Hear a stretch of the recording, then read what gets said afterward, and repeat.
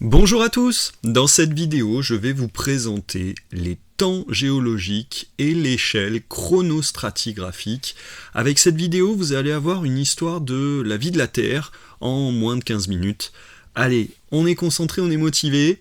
On commence avec les grandes phases de l'histoire de la Terre. Alors la Terre, vous le savez, elle a été créée il y a 4,6 milliards d'années. Et puis, vous le voyez, il y a une période qui s'étend de moins 4600 MA, donc 4,6 milliards d'années, jusqu'à moins 500 MA, c'est le précambrien, qui est suivi de l'ère primaire, ou paléozoïque, jusqu'à moins 250 millions d'années, puis l'ère secondaire jusqu'à moins 65, l'ère tertiaire jusqu'à moins 2,6, et l'ère quaternaire qui s'étend jusqu'à aujourd'hui. Et alors vous le voyez, l'ère quaternaire et tertiaire forment le Cénozoïque.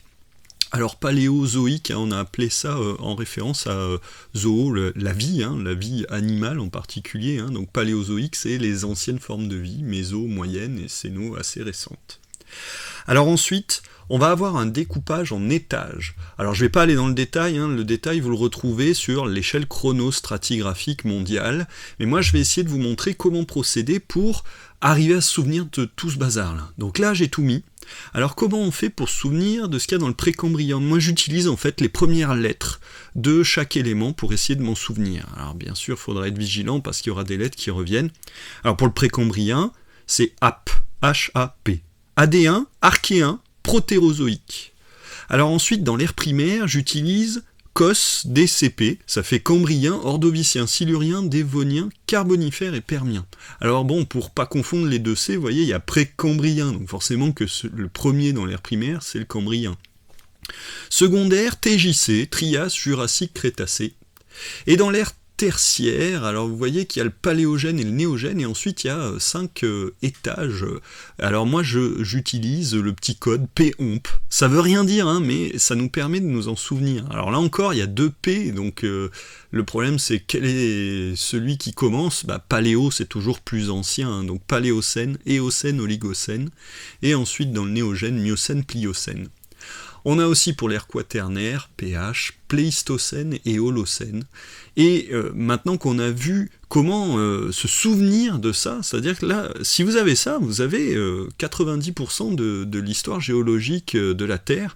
Bien sûr, après, il y a des infra-étages, des toutes petites périodes, mais bon, ça, on va pas aller dans le détail, on peut pas retenir tout ça. Mais cette partie-là, on peut déjà arriver à s'en rappeler relativement facilement avec mes petits codes.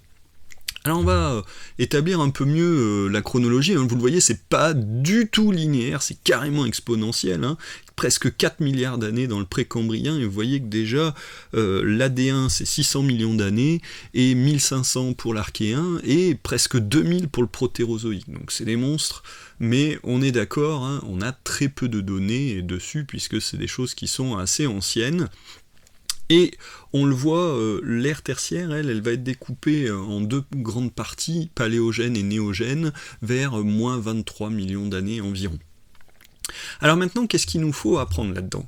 En seconde, vous avez vu qu'il y a des crises biologiques. Les crises biologiques, c'est des moments où de très très nombreuses espèces disparaissent, et vous savez qu'aujourd'hui on parle aussi de la 6e crise biologique, qui est liée à l'action de l'humain qui induit la disparition en masse d'espèces, végétales ou animales, et donc on va lister ces 5 crises et voir à peu près quand est-ce qu'elles se placent. Alors il y a une première crise ordo-silurienne, entre l'ordovicien et le silurien, à moins 450 MA, et vous allez voir, c'est relativement simple, puisque après on a des curseurs assez cohérents entre eux. On a une crise qui a lieu presque 100 millions d'années après, moins 350 millions d'années dans le Dévonien. Une crise qui a lieu à la jonction entre le Permien et le Trias, et donc vous comprenez aussi que c'est très souvent pour ça qu'on sépare un certain nombre d'étages, c'est parce qu'il y a aussi des crises biologiques à moins 250. Donc vous voyez que les 3 premières crises, c'est moins 450, moins 350, moins 250. Ça c'est facile à se souvenir. On a aussi une crise entre le Trias et le Jurassique à moins 200 millions d'années.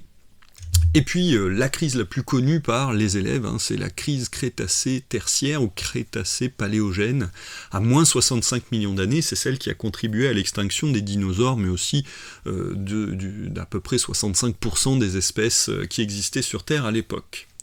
Et puis bien sûr, la sixième crise, la crise biologique qui est associée au développement de l'espèce humaine, avec un rythme d'extinction qui est similaire à celui de la crise Crétacé-Paléogène. Alors qu'est-ce qu'il nous faut savoir ensuite ? Au cours de l'histoire de cette planète, il y a bien sûr des mouvements des plaques qui vont s'écarter, permettre la formation d'un océan qui va ensuite disparaître par subduction, ce qui va impliquer une collision entre les plaques continentales qui étaient au départ séparées par l'océan, et donc formation de chaînes de montagnes. Cette alternance d'ouverture et fermeture, ça s'appelle le cycle de Wilson, et ça se reproduit très régulièrement, ce qui fait que on va avoir une succession de chaînes de montagnes qu'on appelle aussi des orogénèses. Alors vous le voyez, il y a 5 grandes orogénèses qu'on peut replacer ici et qui sont à connaître. Alors des orogénèses très anciennes comme l'orogénèse icartienne ou cadomienne, et puis l'orogénèse calédonienne qui, elle, s'étend du Cambrien au Silurien. Alors, en France, nous, on est surtout intéressé par l'orogénèse hercynienne et l'orogénèse alpine. L'orogénèse hercynienne, c'est celle qui a formé le massif armoricain, le massif central, alors que l'orogénèse alpine, c'est celle qui, bien sûr, a formé les Alpes, mais aussi, dans les mêmes types de mouvements, ou presque, les Pyrénées. Le climat est une succession de glaciations et de périodes chaudes. Alors, des glaciations, il y en a un très grand nombre qui sont connues, notamment au Protérozoïque, à l'Ordovicien, mais aussi à la fin du Carbonifère. En fait, au Carbonifère, on va produire beaucoup de charbon et ça va capter énormément de CO2, et les continents seront placés d'une telle façon qu'on va pouvoir avoir un englacement complet. Le secondaire est plutôt une période chaude, mais la fin du secondaire est caractérisée par un refroidissement qu'on n'appellera pas vraiment une glaciation, c'est-à-dire qu'il n'y a pas d'englacement. Le paléogène, lui aussi, est plutôt chaud, et à partir de l'oligocène-miocène, on a un refroidissement qui est associé en fait aussi aux orogénèses. Quand une chaîne de montagne se forme, l'érosion de cette chaîne de montagne capte beaucoup de CO2, ce qui a tendance à faire refroidir. Alors là, c'est pas que les Alpes, c'est qu'il y a aussi l'Himalaya qui va avoir tendance à refroidir de façon très importante la période du Miocène-Pliocène. Et puis, dans le Quaternaire, on a des cycles glaciaires qui vont durer environ 100 000 ans et qui sont présents depuis à peu près 1 million d'années sur Terre, d'après nos connaissances.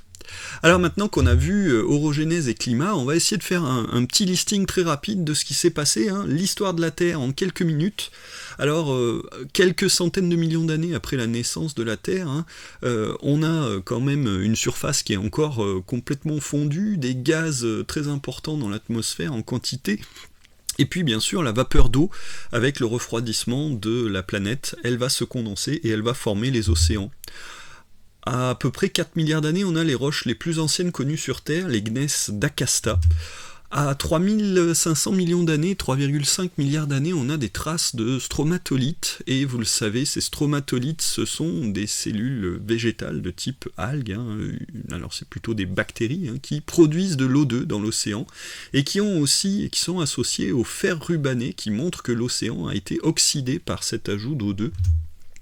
Il y a 2500 millions d'années, on a de l'O2 dans l'atmosphère, on a les premières traces d'O2 dans l'atmosphère, et cette glaciation, d'il y a à peu près 2700 millions d'années, la glaciation huronienne, 1500, moins 1500, les premiers eucaryotes, les premières traces de premiers eucaryotes, certains pensent même que les premières cellules seraient déjà présentes depuis 2 milliards d'années.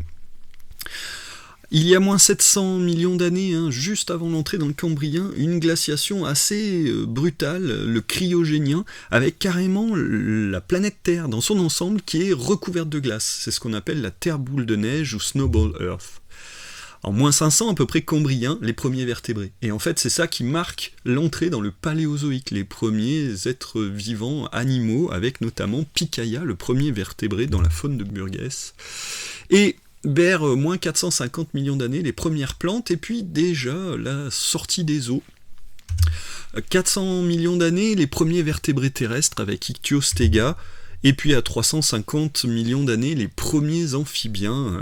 Et bien sûr, au moment du Carbonifère, la formation de très très très grandes quantités de charbon, et vous vous en doutez, c'est du coup ce qui fait qu'il y a aussi une diminution du taux de CO2 et une glaciation. Vers moins 300 aussi, les premiers reptiles, hein, notamment des espèces de type crocodile, sont présentes au niveau du Carbonifère. Et à moins de 150 millions d'années, les premiers gymnospermes sont aussi identifiés par les fossiles. Premiers dinosaures à peu près à la même époque, puis les premiers mammifères, donc vous voyez qu'il y a vraiment ce qu'on appelle une radiation évolutive, c'est-à-dire beaucoup d'espèces qui vont se former à ce moment-là. En moins 175 millions d'années, on a l'ouverture de l'Atlantique, hein, c'est un phénomène qui est extrêmement important aussi pour l'élévation du niveau de la mer. À cette époque-là, le niveau de la mer est très élevé parce que la dorsale atlantique soulève le plancher. Donc ça nous donne quelque chose où, pour le Crétacé, on parle souvent d'une planète très bleue. Et ça fait aussi que plus elle est bleue, plus elle va se réchauffer parce que l'albédo de l'océan est finalement extrêmement faible. Donc une captation d'énergie qui est très forte. En moins 150, les premiers oiseaux, hein, une famille qui est assez proche des dinosaures. Et en moins 135, les premières plantes à fleurs, ce qu'on appelle les angiospermes. Hein, c'est là aussi quelque chose qui va former une radiation extrêmement rapide, extrêmement importante, hein, puisque très rapidement on a des témoins des plantes à fleurs un peu partout sur la planète Terre en quelques millions d'années. Alors ensuite on rentre dans le tertiaire avec notamment les premiers équidés, notamment le petit Hyracotherium qui fait partie de cette famille. Et en moins 55 millions d'années, les premiers primates, notamment Tethonius et Ida. On a aussi, bien sûr, un peu plus tard, les premiers grands primates. Et alors, ces grands primates, ils auraient bénéficié d'un refroidissement du climat et puis, finalement, de la disparition de certaines forêts.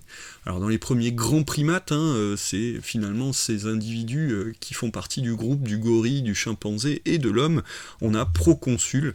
Et puis, vers 6 millions d'années, des espèces qui commencent à s'apparenter à la lignée humaine, notamment Toumaï et Aurorine, puis Lucie, une australopithèque, et puis à partir du Quaternaire, on a aussi de nombreuses espèces du genre Homo, notamment Homo habilis, Homo erectus et bien d'autres, et puis on l'a dit, hein, on arrive à des cycles glaciaires à ce moment-là, avec des périodes glaciaires de 80 000 ans et des périodes interglaciaires de 10 000 ans environ. Vers 200 000 ans, on a les premiers témoins de l'espèce humaine actuelle, Homo sapiens.